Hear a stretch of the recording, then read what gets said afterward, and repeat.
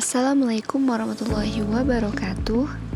Halo semuanya, perkenalkan nama saya Indah Ayu Zulfa dengan NIM 240302600072. Nah, hari ini saya akan membahas topik yang menarik nih tentang bahasa. Ya, judulnya yaitu pragmatik makna dalam konteks. Kenapa sih topik ini itu penting? Karena dalam kehidupan sehari-hari, satu kalimat bisa berarti berbeda-beda, tergantung siapa yang bicara, kapan, dan di mana. Contoh sederhana, kalau teman kita bilang, kamu pintar banget, dengan nada berbeda, bisa jadi itu pujian, bisa jadi juga itu sindiran. Nah, pragmatik itu membantu kita membaca makna-makna seperti itu. Nah, jadi tujuan video ini yaitu menjelaskan apa itu pragmatik, menganalisis contoh dari podcast dan media sosial, menunjukkan bagaimana konteks mengubah arti ucapan. Nah, selanjutnya teman-teman, apa sih itu pragmatik?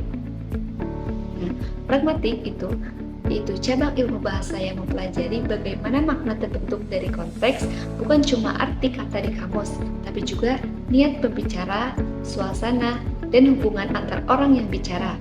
Jadi, pragmatik bantu kita paham maksud sebenarnya di balik kata-kata itu.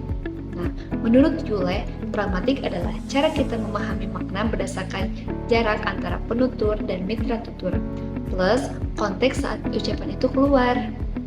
Nah, ada pun juga menurut Levinson, pragmatik yaitu fokus pada penafsiran makna yang dipengaruhi konteks, bukan hanya arti kata-katanya saja. Nah, jadi ada beberapa konsep penting yang perlu kita ketahui, yaitu yang pertama, tindak tutur. Nah, tindak tutur yaitu tindakan yang dilakukan lewat ucapan. Misalnya, kalau kita bilang, tolong tutup pintunya, nah itu permintaan. Kalau kita bilang, saya janji, nah itu pernyataan janji. Tindak tutur itu menunjukkan fungsi ucapan, yaitu menyatakan, menanyakan, menyuruh, atau menjanjikan. Nah, selanjutnya yaitu ada deixis. Deixis adalah kata yang maknanya tergantung situasi, seperti saya, kamu, di sini, besok. Nah, ada pun contohnya yaitu seperti ini. Di situ berbahaya. Nah, kita nggak tahu di mana. Maksud di situ itu di mana gitu ya kan.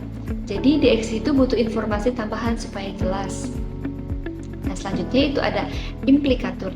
Nah, implikatur adalah makna tersirat yang tidak diucapkan langsung. Misalnya, komentar, wah hebat banget sih.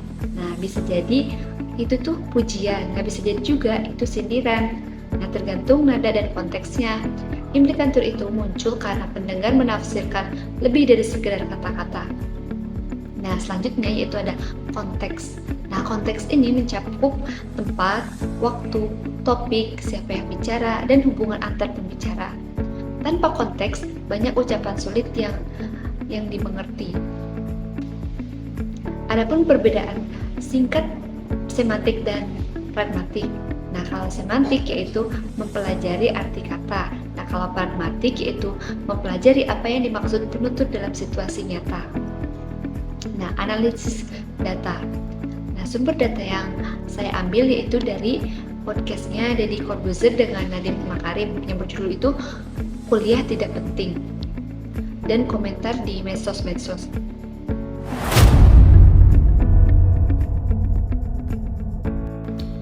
Saya mengambil metode mendengarkan dan mencatat. Nah, data yang pertama yaitu tindak tutur representatif dari podcast. Ucapan kuliah itu tidak menjamin seseorang berhasil dalam hidup. Nah, analisisnya ini termasuk tindak tutur representatif. Penutur menyatakan pendapat. Nah, secara harfiah, bilang kuliah tidak otomatis membuat orang sukses. Nah, secara tersirat bisa dimaknai tidak harus kuliah untuk sukses, atau kritik pada pandangan yang terlalu menekankan pentingnya kuliah. Karena konteksnya podcast tentang pendidikan, pesan ini lebih terasa sebagai kritik pada sistem atau pandangan umum. Data yang kedua yaitu deixis dari podcast juga. Ucapannya, saya bilang ke kamu, itu berbahaya. Analisisnya, kata saya artinya itu pembicara, kamu itu pendengar, di situ itu lokasi.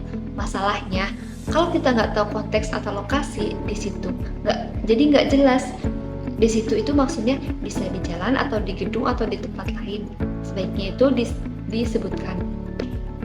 Nah, data yang ketiga yaitu implikatur sarkasme. Saya mengambil dari komenan-komenan Instagram. Ada yang berkomentar seperti ini. Wah, hebat banget sih, masih bisa tidur pagi-pagi. Analisisnya, kalau dibaca langsung terdengar seperti pujian. Nah, tapi kalau tahu nada dan situasinya ini sarkasme atau sindiran. Maksud sebenarnya itu, kamu terlalu santai, gak produktif. Nah, di media sosial, orang sering pakai cara ini itu untuk menyindir tanpa harus marah langsung. Komentar ini viral dan banyak yang ngerti maksud sindiran itu. Nah, temuan utamanya yaitu dari contoh-contoh tadi, ada beberapa hal penting. Yang pertama di podcast. Nah, di podcast itu banyak orang pakai tindak tutur representatif. Mereka sering menyampaikan opini atau pendapat. Nah, jadi wajar karena podcast itu tepatnya diskusi. Implikatur itu sering muncul karena nada atau pelanggaran aturan percakapan ucapan dan terdengar positif bisa bermakna negatif kalau nadanya berbeda. Nah, ada juga deeksis menunjukkan bahwa makna kata bergantung pada konteks tanpa info siapa, kapan, dan di mana. Beberapa kata jadi ambigu. Jadi, hubungannya dengan teori yaitu temuan ini itu sesuai dengan teori pragmatik yang bilang makna tergantung konteks dan niat penutur seperti yang dijelaskan oleh para ahli. Ada juga implikasi praktis. Nah, di era digital banyak komunikasi lewat podcast, chat, dan sosial media. Memahami pragmatik membantu kita mengerti maksud tersembunyi dan mengurangi salah paham. Nah, kalau kita paham pragmatik, kita bisa lebih jeli memilih kata dan nada supaya pesan kita diterima sesuai maksud. Nah, jadi kesimpulannya itu pragmatik itu mempelajari makna dalam konteks untuk mengerti sebuah ucapan. Nah, jadi ucapan itu harus kita perhatikan juga. Adapun yang harus kita perhatikan yaitu tindak tutur. Tindak tutur yaitu apa yang penutur lakukan lewat kata. Ada juga deeksis, yaitu kata yang tergantung situasi. Ada juga implikatur, yaitu makna tersirat dan konteks situasi. Dengan memahami pragmatik, komunikasi kita jadi lebih jelas dan kita bisa menghindari kesalahpahaman, terutama di media modern seperti podcast dan sosial media ini. Mungkin cukup sekian video dari saya. Kurang lebihnya mohon maaf. Wassalamualaikum warahmatullahi wabarakatuh.